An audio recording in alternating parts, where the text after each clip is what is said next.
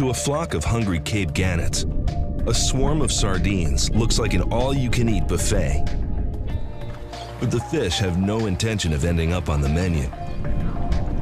To avoid being singled out by predators like tuna and dolphins, sardines band together in an enormous, tightly swirling mass called a bait ball. It's a formidable defensive move until the wall of scales shatters from an air-launched weapon.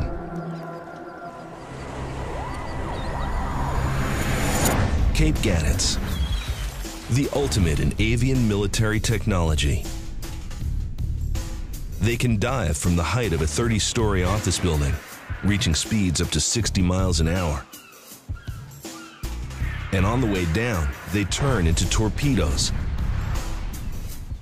Before they hit the water, Cape gannets fold their wings straight back, transforming into aerodynamic missiles. And they do it perfectly with every single dive. A millisecond too late, and it would be like plunging into a brick wall. With a quick underwater wing flap, they can dive to depths of over 40 feet. They can even swallow their seafood meal on the way back up, if they want to avoid a fish-fueled fight. This bird's body is built for impact. Air sacs and fat provide a cushion every time one hits the water. And their bright white plumage broadcasts to other seabirds to come join in the spoils.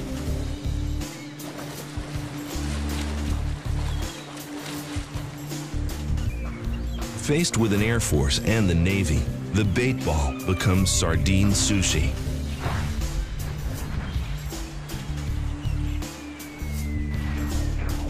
Now that's an MRE any airborne soldier would love.